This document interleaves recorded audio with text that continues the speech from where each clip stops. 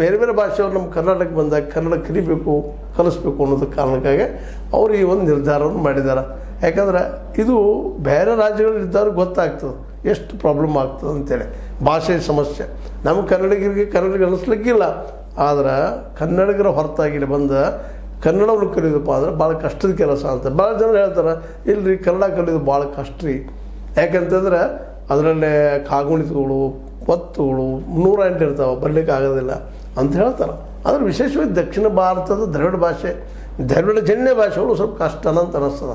ಇವತ್ತು ತೆಲುಗಿರ್ಬೋದು, ತಮಿಳು ಇರ್ಬೋದು, ಮಲಯಾಳಂ ಇರ್ಬೋದು, ಕೊಂಕಣಿ ಅದು ಇರ್ಬೋದು, ಅದು ಇನ್ನುಳಿದ ಭಾಷೆಗಳು ಸಹಿತ ಅಷ್ಟು ಸುಲಭವಾಗಿ ಬರೋದಿಲ್ಲ. ಅದ್ರಾಗೂ ದಕ್ಷಿಣ ಭಾರತ ದ್ರವಿಡ ಜನ್ಯ ಭಾಷೆಗಳಂತೂ ಇನ್ನೂ ಕಷ್ಟ ಆಗ್ತಾವೆ, ಕನ್ನಡನೂ ಕಷ್ಟ ಅನ್ನೋಂಥ ಮಾತು ಹೇಳ್ತಾ ಇದ್ದಾರೆ. ಈಗ ನೋಡ್ರಿ, ಇವು SSLC ಹೆಚ್ಚಿಗೆ ಯಾರು ಫೇಲ್ ಆಗಿದ್ದಾರೆ ಈ ಸಲ? ಕನ್ನಡಿಗರು. ಕನ್ನಡ ಬರ್ಲಿಕ್ಕೆ ಬಾರದಂತ ಹೆಚ್ಚು ಅವರು ಫೇಲ್ ಆಗಿದ್ದಾರೆ ಈ ಸಲ. ಅದಕ್ಕಾಗಿ ಕನ್ನಡ ಕಷ್ಟದ, ಅದಕ್ಕಾಗಿ ಕಲಿಸೋ ದಿಶೆಯಲ್ಲೇ ಈಗಾಗಲೇ ಒಂದು ಪಠ್ಯಪುಸ್ತಕ ರೆಡಿ ಮಾಡಿದ ಇದರ ಸಲುವಾಗಿ ಕನ್ನಡವನ್ನು ಕಲಿಸ್ಬೇಕು ಅನ್ಯ ಭಾಷಿಕರಿಗೆ.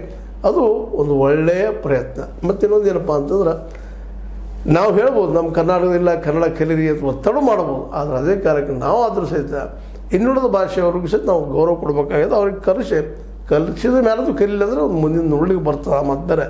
ಆದರೆ ಅಡ್ವಾನ್ಸ್ ಆಗಿ ಭಾಷೆ ನೆಲೆಗಟ್ಟಿನಲ್ಲೇ, ಧರ್ಮದ ನೆಲೆಗಟ್ಟಿನಲ್ಲೇ, ಜಾತಿ ನೆಲೆಗಟ್ಟಿನಲ್ಲೇ ಒಬ್ಬರೊಬ್ಬರು ತಿಕ್ಕಾಡೋದು, ನಾ ಹೆಚ್ಚು ನೀ ಹೆಚ್ಚು ಅನ್ನೋಂಥ ಪ್ರವೃತ್ತಿ ಕಡಿಮೆ ಆಗುವ ದಿಶೆಯಲ್ಲಿ, ಕಡಿಮೆ ಮಾಡೋ ದಿಶೆಯಲ್ಲೇ ಇದೊಂದು ಒಳ್ಳೆಯ ಪ್ರಯತ್ನ.